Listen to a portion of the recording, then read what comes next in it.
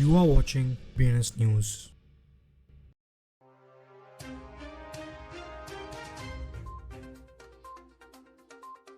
Welcome to today's crypto news. Let's see today's headline first. Canada's crypto making associate arrested, charged with fraud in alleged $30 million Ponzi scheme. US lawmakers urge Treasury actions on Russian crypto exchange sanctions innovation. MasterCard launches next generation of blockchain payment startup program. Blockchain ID Project Humanity Protocol hits unicorn status with $30 million raised.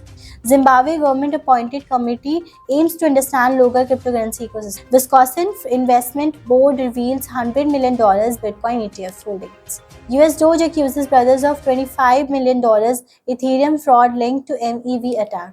KuCoin latest ने pull Naira P2P in Nigerian war on exchanges. Cosmos Hub approves $1 million grant to Dora Factory for quadratic funding initiative. Oklahoma's new crypto law projects miners set Bitcoin's blockchain legal framework. SGX Hong Kong arm pulls license application for a second time. SEC custody rule made crypto regulations a political football rep nickel. Two Canadian men have been arrested and charged with fraud of allegedly swindling investors out of $40 million CAD, approximately $30 million USD, in a crypto and foreign exchange investment scheme. US Congressman Gray Bamo, along with the Congressman Brad Sherman and Gerald E. Colony, sent a letter to the US Treasury Secretary Janet Yellen regarding the Moscow-based cryptocurrency exchange Garantex. Fintech giant Mastercard announced on May 15 that 5 new startups have joined its Start Path Blockchains and Digital Assets program. The Path Start Blockchain and Digital Assets program is the fintech accelerator program that focuses on exploring futures use of cases to scale new solutions with the startups around the world.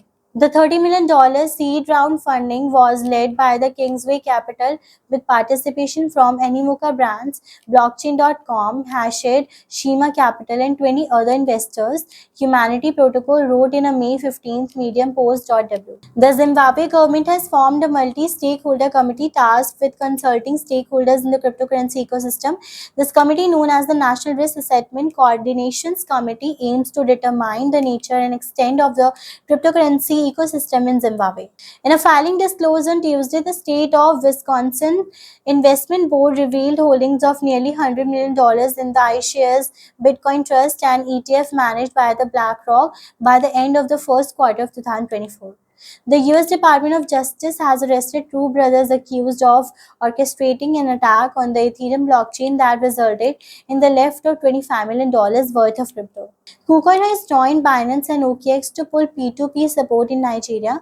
The KuCoin decision comes as authorities have embarked on the crypto exchange crackdown. The country's central bank has also moved to restrict crypto transactions. That's all for today's crypto news. Stay tuned for more updates.